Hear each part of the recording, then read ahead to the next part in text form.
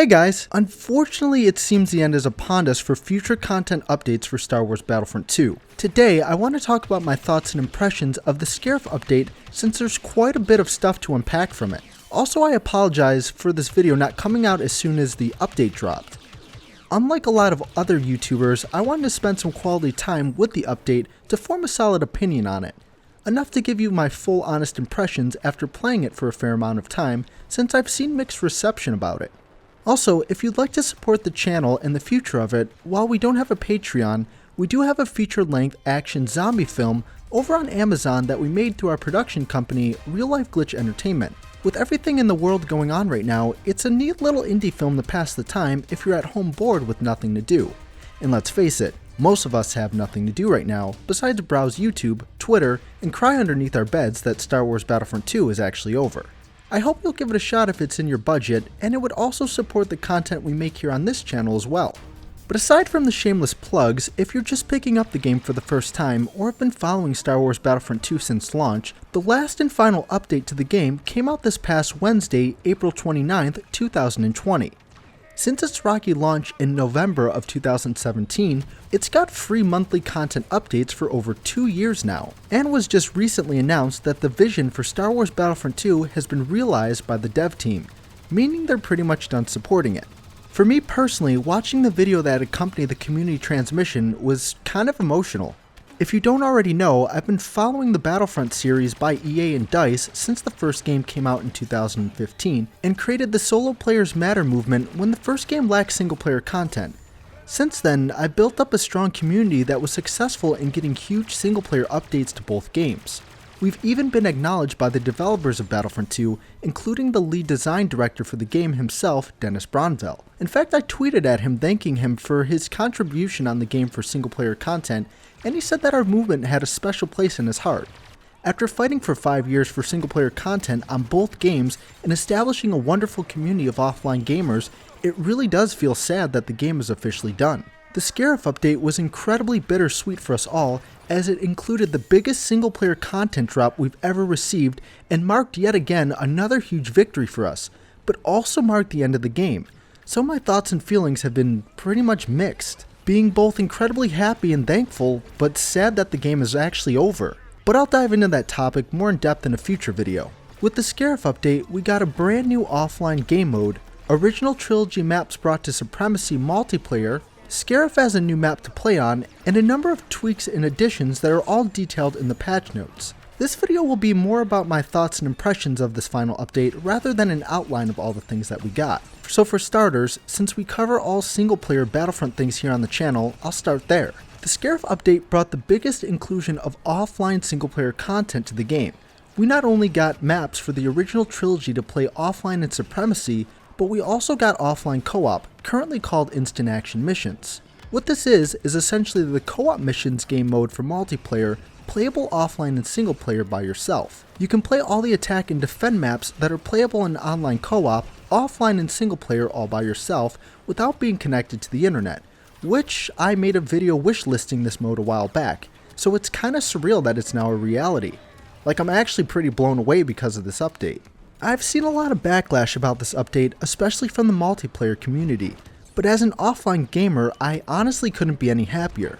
There are some disappointing things about it though that I'll talk about shortly, but I do believe in giving credit where credit is due, and it's absolutely due here if you're a single player fan. We even got all the capital ships playable offline as well. Now when the servers for multiplayer die, we've got plenty of content to play and enjoy just like the original Battlefront 2. So the longevity has not only been expanded, but I believe this game is timeless as a result. I do wish a few features were added to offline, such as starfighters being playable as they are online, along with the cross-era heroes feature for instant action.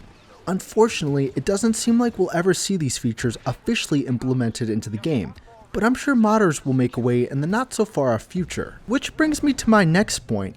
I think the game will still live on through mods, just as the original Battlefront 2 from 2005 has. With all the offline content we now have in the game, mods seem a bit more valuable since there are a number of options now to enjoy them in, especially when the servers for multiplayer finally cut.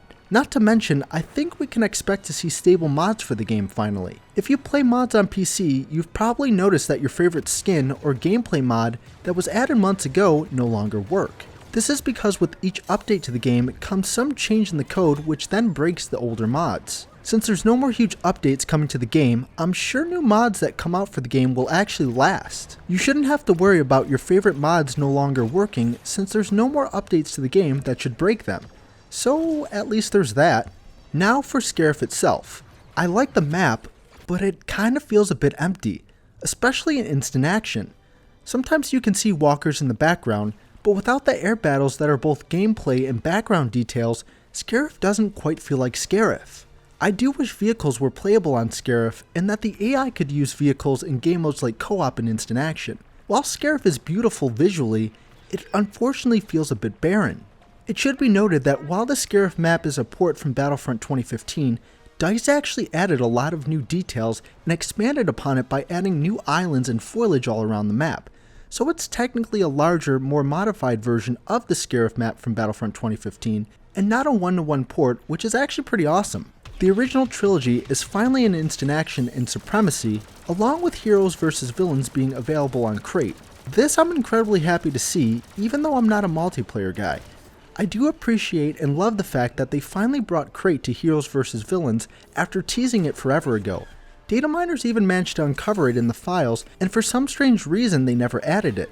The sunset in the background really knocks it out of the park as being one of DICE's last maps in Star Wars Battlefront 2, and I thought it was pretty symbolic. I love that DICE added most of the new skins as free skins, including Rey with her Rise of Skywalker lightsaber. However, I do think the price of getting the new Darth Maul skin and the previously timed exclusive skins is a bit much, as you have to get 5,000 kills as Maul and over 1,000 for Luke and Leia's skin. However, at the same time I do think it's both funny and fitting since A, it'll increase playtime for the game, and B, it brings us full circle to when the game first launched and it was calculated that it would take roughly 40 hours to unlock Darth Vader, and the whole controversial pride and accomplishment remark was made over on Reddit. Someone calculated that it would take about 40 hours to unlock the new Darth Maul skin. So that's kind of funny in my opinion. However, former community manager Ben Walk did say they were looking at changing this. Which brings me to my final thought. Despite this being the last content update for Star Wars Battlefront 2, I think we will see smaller bug fixes and tiny microscopic updates to the game to address various issues, so I don't think this is the true last and final update to the game. I've noticed quite a few bugs while playing that I do hope get addressed in one way or another. Some including the vehicle AI not working on instant action missions on maps like Yavin 4, Endor, and Takodana. For some reason they don't shoot at anything and path kinda weird. There are also some matchmaking bugs that need to be fixed as well if the game is going to live on for years to come. In all, I'm actually very satisfied with this update, and while there are some things I'm pretty disappointed about, to me, there's more good that outweighs the bad. Primarily because we've been waiting for a single player content update like this since the beginning of the game. For me personally, as a single player fan, I give this update a 9 out of 10 since it contains most of the things I personally wanted out of the game. But if I'm not being biased, then I would probably give this update a 6 or 7 out of 10. The reason why it ranks lower is because this update felt like an abrupt ending to the series as a whole, rather than proper closure in my opinion. And with many things left to be desired, I can see both mindsets of this update. It's by far not a perfect update, and there are plenty of things I could complain about not getting, but personally, I'm actually pretty thankful for what the team at DICE managed to add into this game since launch. A lot of things we shouldn't have even gotten due to the rocky launch of the game that should have actually killed this game before it even began. Nonetheless, these have been my thoughts and impressions on the Scarif update. I'm sure you have different thoughts and opinions on this update yourself, so feel free to share them with me down in the comments below. I hope you guys enjoyed the video. Don't forget to subscribe if you're new, and consider supporting the channel by picking up our indie film over on Amazon. But until then, I'll see you guys in the next one. Peace out.